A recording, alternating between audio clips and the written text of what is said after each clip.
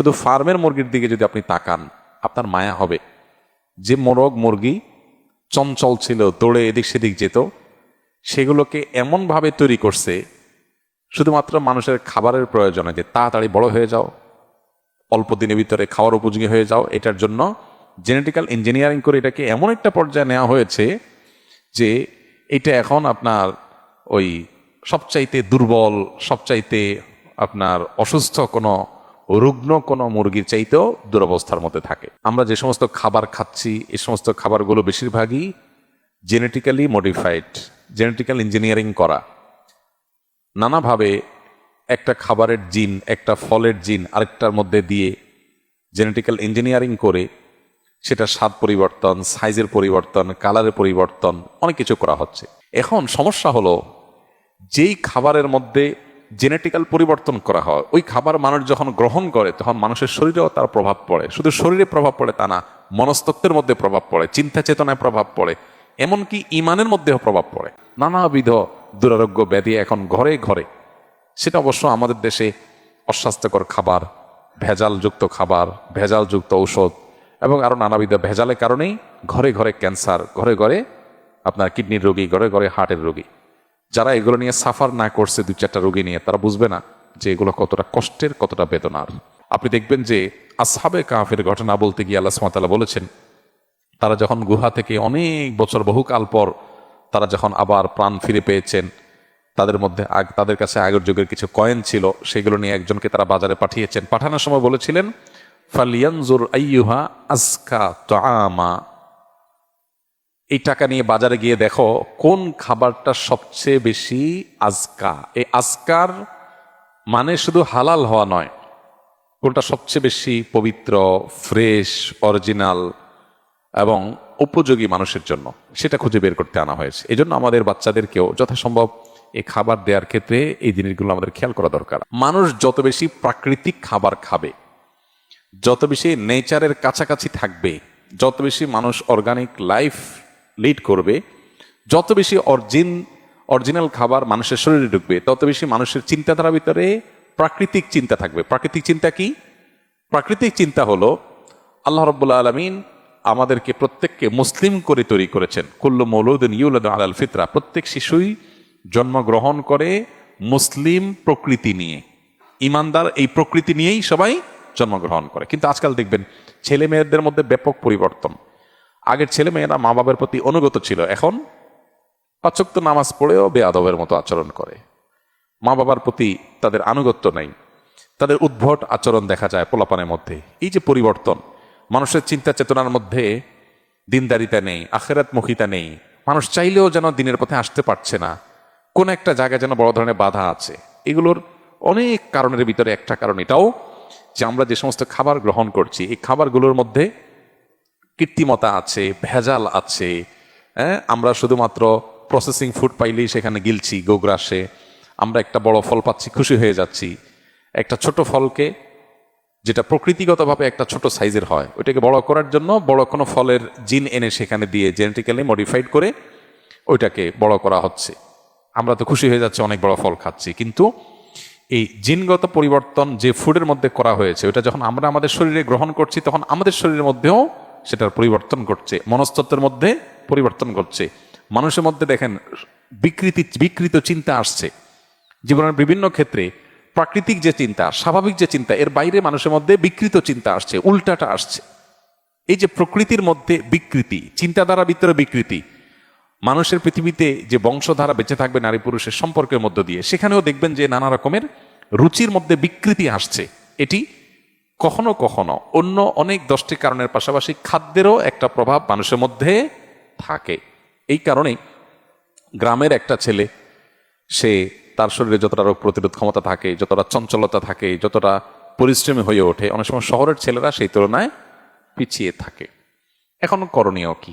করণীয় হলো সাধ্যের মধ্যে যতটুকু সম্ভব এই বিষয়গুলোতে আমরা সতর্ক থাকার চেষ্টা করা। বিশেষ করে একজন মুসলমান হিসাবে খাবার হালাল হওয়ার পাশাপাশি খাবার যাতে কোনো প্রকার ক্ষতিকর রাসায়নিক থেকে মুক্ত থাকে, যেটা আমার শরীরকে ধ্বংস করবে, জেনেটিক্যালি মডিফাইড যে সমস্ত খাবার আছে, প্রসেসিং ফুড আছে যেগুলো, এগুলো যতটুকু অ্যাভয়েড করে চলা সম্ভব।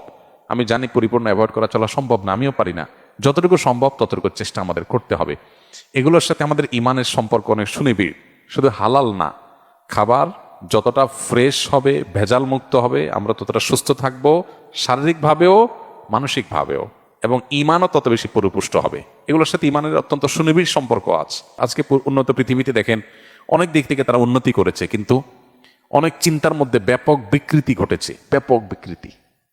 যেমন সমকামিতা, এটা অনেকের রুচিতে এখন আসছে, যেটা মানুষের প্রকৃতি বিরুদ্ধ, যেটা ছিল না মানুষের মধ্যে। বাই নেচার এটা ছিল না, এটা ছিল রোগের মতো, রোগী হিসাবে কিছু মানুষের মধ্যে। এখন এটা অনেকটা স্বাভাবিক হয়ে যাচ্ছে মানুষের মধ্যে। সৃষ্টিগতভাবে প্রত্যেকটা মানুষ জন্মগতভাবে হাদিসের বর্ণনা অনুযায়ী আল্লাহর প্রতি বিশ্বাসী হয়ে বড়ে উঠবে, অথচ এখন হচ্ছে উল্টা। মানুষ বিশ্বাসী মানুষের মধ্যেও সন্দেহ, সংশয় সৃষ্টি হচ্ছে, তার মধ্যে বিভ্রান্তি তৈরি হচ্ছে। এগুলো কিন্তু অনেক সময় খাদ্যের প্রভাব হয়ে থাকে। আমি শুধু খাদ্যের কথাই বলছি না, আর অনেক কারণ আছে, খাদ্যের একটা বড় প্রভাব এখানে থাকে। তো এই জন্য এই বিষয়টা খুবই গুরুত্বপূর্ণ। আমরা হয়তো অনেকে বলবো যে আজ পৃথিবীতে মানুষের যে সংখ্যা, যে পপুলেশন, এখানে যদি এভাবে জেনেটিক্যাল ইঞ্জিনিয়ারিং না করা হয়, হাইব্রিড খাবার উৎপাদন করা না হয়, অমুকটা তমুকটা যদি না হয়, তাহলে সেক্ষেত্রে মানুষ তো না খেয়ে মারা যাবে, বা এত খাবার কোথায় পাবে? দেখুন, অল্প খাবারেও যখন বরকত থাকে, কল্যাণ থাকে, তখন সে অল্প খাবারটা অনেক সময় অকল্যাণের অনেক খাবারের চাইতে উত্তম হয়। কল্যাণের অল্প খাবার অকল্যাণের অনেক খাবারের চাইতে কি হয়? উত্তম হয়। অতএব আজকের এই পৃথিবীতে আমাদের মুসলমানদের এই বিষয়গুলো নিয়ে ভাবতে হবে। বিশেষ করে খাদ্য গ্রহণের ক্ষেত্রে, লাইফস্টাইলের ক্ষেত্রে যতটা স্বাভাবিক জীবনযাপন, যতটা প্রাকৃতিক জীবনযাপন করা যায়, বিশেষ করে খাদ্যের ক্ষেত্রে আল্লাহ তাআলা আমাদেরকে সেই তৌফিক দান করুন। এর সুফল যে আমরা পাবো সেটা বলার অপেক্ষা রাখে না। আমাদেরকে ইসলাম মেসওয়াক করতে বলেছে। মেসওয়াক, মেসওয়াক এটা গাছের ডাল বা গাছের গড়ি, শেকড়, এটা প্রকৃতি, আল্লাহর সৃষ্টি। এটা যত বেশি আমরা ঘর্ষণ করব, এর ফলশ্রুতিতে আমাদের ব্রেইনে, নার্ভের সাথে দাঁতের কানেকশন আছে সূক্ষ্ম আল্লাহ সুবহানাহু ওয়া তাআলার সৃষ্টিতে। তো এর ফলে আমাদের ঈমান বৃদ্ধি হয়। নবী করিম সাল্লাল্লাহু আলাইহি ওয়াসাল্লামের জীবনের শেষ আমল মেসওয়াক করতে করতে দুনিয়া থেকে চলে গেছেন। অনেক উলামা ইকরাম বলেছেন মেসওয়াক বেশি করার মাধ্যমে ঈমানের মৃত্যু নসিব হয়। এর বিপরীতে আমরা নানাবিধ উপায়ে আমাদের দাঁত পরিষ্কার করতে পারি, সেগুলো নিষেধ না, শরীয়তে হারাম না, কিন্তু ভেতরগতভাবে আমাদেরকে যদি আমাদেরকে উপকার পৌঁছানোর ব্যাপারটা যদি আমরা খেয়াল করি বা চিন্তা করি, তাহলে দেখব যে মেসওয়াকের মধ্যে বিশেষ কিছু স্পেশাল উপকারিতা আছে, যেগুলো অন্য যে টুলগুলো আছে দাঁত পরিষ্কার সেগুলোতে নেই। আমি বলছি না যে অন্য কোনো মাধ্যম, ব্রাশ ইত্যাদি, পেস্ট ইত্যাদি, আপনার ফ্লোরাইড ইত্যাদি ব্যবহার করা যাবে না, সেটা হারাম হালালের কথা বলছি না। বলছি যে মানুষ যত বেশি প্রকৃতির কাছাকাছি থাকে, মানুষ ততটা প্রকৃতিগত চিন্তাধারা করতে পারে, এটা তার ভিতরে জাগ্রত হয়। আর যত বেশি নিজের এই প্রকৃতির মধ্যে পরিবর্তন সাধন করে মানুষ, তত বেশি মানুষ অসুস্থ, অস্বাভাবিক হয়। দেখুন, কলকারখানা হয়েছে, পৃথিবী উন্নত হয়েছে, আমরা অনেক খুশি, জীবনমান অনেক সুন্দর হয়েছে, আমাদের জীবনযাত্রা উন্নত হয়েছে, অনেক খুশি আমরা, সন্দেহ নেই। সেজন্য আল্লাহর কাছে শুকর আদায় করি, যারা এগুলো আমাদের জন্য সহজ করেছে তাদের কাছে আমরা কৃতজ্ঞ। কিন্তু সেই সাথে এটাও তো আমাদের স্বীকার করতে হবে যে কলকারখানার উন্নতির ফলশ্রুতিতে, শিল্প বিপ্লবের ফলে পরিবেশের মধ্যে ব্যাপকভাবে বিপর্যয় হয়েছে, এবং পরিবেশ কিভাবে ক্ষতিগ্রস্ত হচ্ছে আজকে গোটা পৃথিবীর মানুষ সবচেয়ে বেশি চিন্তিত যেটা নিয়ে, সেটা হলো পরিবেশ। বিশ্বের মোড়লদের সবচেয়ে বেশি বাজেট থাকে পরিবেশ রক্ষার জন্য। উন্নত দেশগুলোতে প্রত্যেকটা দেশে দেখবেন যে তারা পাগল পড়া শুধু পরিবেশ রক্ষার জন্য, কারণ পৃথিবীর পরিবেশ শেষ হয়ে যাচ্ছে, ধ্বংস হয়ে যাচ্ছে। তো অনেক জিনিস আছে বাহ্যিক দৃষ্টিকোণ থেকে অনেক উপকারী হলেও অন্তর্নিহিতভাবে আমাদেরকে অনেকভাবে ক্ষতিগ্রস্ত করে।